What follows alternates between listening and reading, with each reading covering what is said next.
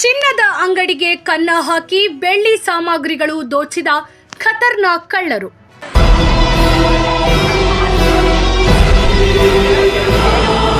ಘಟನಾ ಸ್ಥಳಕ್ಕೆ ದೌಡಾಯಿಸಿ ಬಂದ ಎಸ್ಪಿ, ಅಡಿಷನಲ್ ಎಸ್ಪಿ.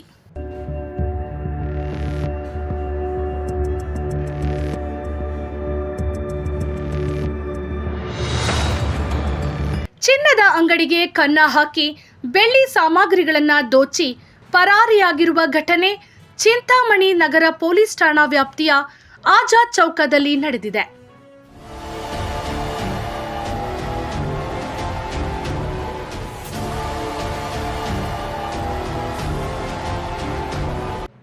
ನಗರದ ಅತ್ಯಂತ ಜನನಿಬಿಡ ಪ್ರದೇಶವಾದ ಆಜಾದ್ ಚೌಕದಲ್ಲಿ ಇರುವ ಶಿವ ಜ್ಯುವೆಲರ್ಸ್ ಚಿನ್ನದ ಅಂಗಡಿಯ ಬೀಗಗಳನ್ನು ಮುರಿದು ಸುಮಾರು 2 ಲಕ್ಷ ಬೆಲೆ ಬಾಳುವ ಬೆಳ್ಳಿ ಸಾಮಗ್ರಿಗಳನ್ನು ದೋಚಿ ಕಳ್ಳರು ಪರಾರಿಯಾಗಿದ್ದಾರೆ.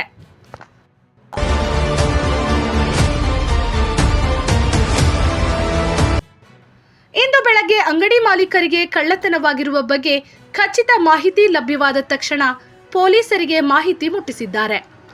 ಕೂಡಲೇ ಘಟನಾ ಸ್ಥಳಕ್ಕೆ ಚಿಕ್ಕಬಳ್ಳಾಪುರ ಜಿಲ್ಲಾ ರಕ್ಷಣಾಧಿಕಾರಿಗಳಾದ Kushal Chowkse, additional SP Jagannath Rai, DYSP Muralidhar, ನಗರ ಠಾಣೆಯ ಆರಕ್ಷಕ ನಿರೀಕ್ಷಕರಾದ ವಿಜಿ ಕುಮಾರ್ ಹಾಗೂ ಬೆರಳಚ್ಚು ತಜ್ಞರು ಸ್ಥಳಕ್ಕೆ ಭೇಟಿ ನೀಡಿ ಪರಿಶೀಲನೆ ನಡೆಸಿ ಮುಂದಿನ ತನಿಖೆ ಕೈಗೊಂಡಿದ್ದಾರೆ.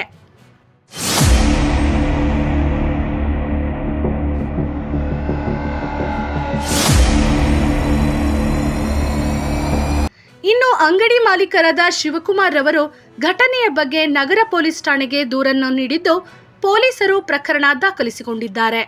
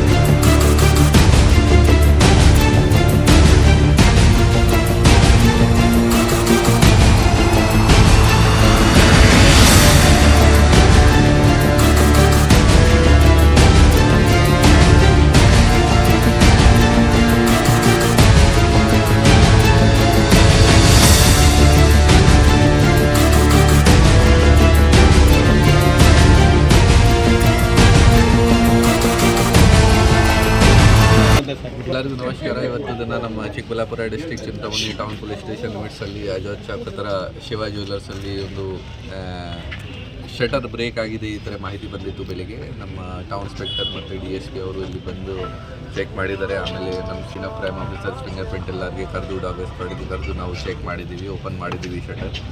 ಶಟರ್ದು ಲಾಕ್ ಹೊರಗಡೆಯಿಂದ ಬ್ರೇಕ್ ಮಾಡಿದ್ದಾರೆ, ಅದು ನಿಜ. ಹೊರಗಡೆ ಲಾಕ್ ಆಗಿರೋದು ಪಾರ್ಟ್ಸ್ ಕೂಡ ಸಿಕ್ಕಿದೆ. ಬಟ್ ಒಳಗಡೆ ಹೋಗಿ ಚೆಕ್ ಮಾಡಿದ ತಕ್ಷಣ ಅವ್ರಿಗೆ ನಮ್ಮ ಯಾವುದು ಅಂಗಡಿ ಇದೆ, ಅಂಗಡಿ ಓನರ್ ಅವರು ಹೇಳ್ತಾ ಇದ್ದಾರೆ ಕಿ ಮೋಸ್ಟ್ ಆಫ್ ದ ಐಟಮ್ಸ್ ಎಲ್ಲ ಇಂಟ್ಯಾಕ್ಟ್ ಇದೆ, ಜಾಸ್ತಿನೂ ಈ ಥರ ಹೋಗಿಲ್ಲ.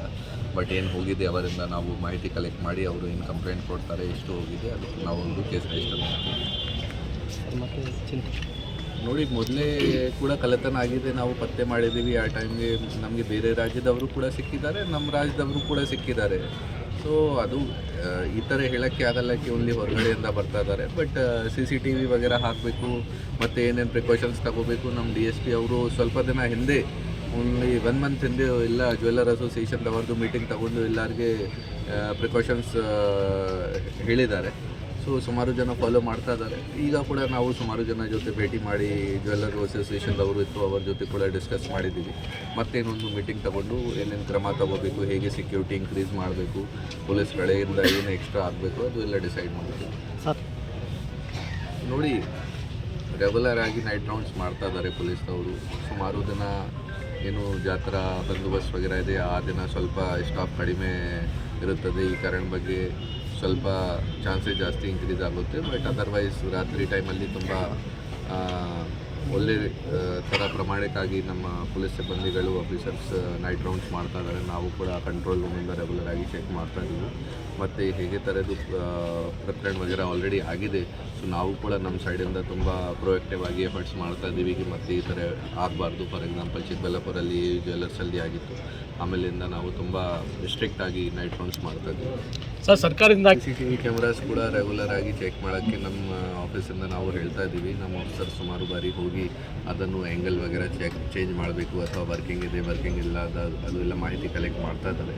ಅದನ್ನು ಕೂಡ ನಾವು ಮತ್ತೆ ಚೆಕ್ ಮಾಡಿ ಹೆಚ್ಚಿನ ಸಂಖ್ಯೆಯಲ್ಲಿ ಕ್ಯಾಮ್ರಾ ಹಾಕಬೇಕು, ಅದು ಕೂಡ ರಿಕ್ವೆಸ್ಟ್ ಮಾಡ್ತೀವಿ. ಮತ್ತು ಯಾರ್ದು ವರ್ಕ್ ಆಗ್ತಾ ಇಲ್ಲ ಅದನ್ನು ರಿಪೇರಿ ಮಾಡೋಕ್ಕೆ ಕೂಡ ಮನವಿ ಮಾಡ್ತೀವಿ, ಯಾರ್ಯಾರ್ದು ಕ್ಯಾಮ್ರಾ ಇದೆ. ಮತ್ತು ಸರ್ಕಾರಿ ಕ್ಯಾಮ್ರಾ ಏನಿದೆ, ಯಾವ ಡಿಪಾರ್ಟ್ಮೆಂಟದ್ದು ಆಗಿದೆ ಅದು ಚೆಕ್ ಮಾಡ್ತೀವಿ, ಅವ್ರಿಗೆ ಆ್ಯನ್ಯುವಲ್ ಮೇಂಟೆನೆನ್ಸ್ ಮಾಡೋಕ್ಕೆ ಹೇಳ್ತೀವಿ. ಪೊಲೀಸ್ದು ಕ್ಯಾಮ್ರಾಸ್ ಏನಿದೆ ಅದು ಆಲ್ರೆಡಿ ನಾವು EMC ಕೊಟ್ಟಿದ್ದೀವಿ, ಆಲ್ರೆಡಿ ಮೇಂಟೈನ್ ಆಗ್ತಾ ಇದೆ. So most of the cameras working ಇದೆ. ಸರ್, ಟೌನ್ಲೆಸ್ ಕೊಡೋದು ಲಾಸ್ಟ್ ಇಯರ್ ಏಪ್ರಿಲ್ ತಿಂಗಳಲ್ಲಿ ನಾವು ಒಂದು ಸ್ಪೆಷಲ್ ಡ್ರೈವ್ ಮಾಡಿ ಪಬ್ಲಿಕ್ ಸೇಫ್ಟಿ ಆ್ಯಕ್ಟ್ ಇಂದ ನೋಟಿಸ್ ಕೊಟ್ಟು ಸುಮಾರು ಜನಕ್ಕೆ ರಿಕ್ವೆಸ್ಟ್ ಮಾಡಿದ್ದೀವಿ ಕ್ಯಾಮ್ರಾಸ್ ಹಾಕಬೇಕು. ಮತ್ತು ಲಾಸ್ಟ್ ಇಯರ್ ಅರೌಂಡ್ 4500 ಕ್ಯಾಮ್ರಾಸ್ ಇತ್ತು. ಆಮೇಲೆ ಈ ಸ್ಪೆಷಲ್ ಡ್ರೈವ್ ಆದಮೇಲೆ ಅರೌಂಡ್ 9000 ಕ್ಯಾಮ್ರಾಸ್ ಆಗಿದೆ, ಡಬಲ್ ಆಗಿದೆ. ಈಗ ಮತ್ತೆ ನಾವು ಈ ವರ್ಷ ಮತ್ತೆ ಅದನ್ನು ಸ್ಟಾರ್ಟ್ ಮಾಡ್ತೀವಿ ಆ ಸ್ಪೆಷಲ್ ಡ್ರೈವ್. ಮತ್ತು ಎಲ್ಲರಿಗೆ ಯಾವ ಜಾಗ ಅವಶ್ಯಕತೆ ಇದೆ ಪಬ್ಲಿಕ್ ಸೇಫ್ಟಿ ಆ್ಯಕ್ಟಲ್ಲಿ ನೋಟಿಸ್ ಕೊಟ್ಟು ಕ್ಯಾಮ್ರಾಸ್ ಆ್ಯಡ್ ಮಾಡೋಕ್ಕೆ ಹೇಳ್ತೀವಿ.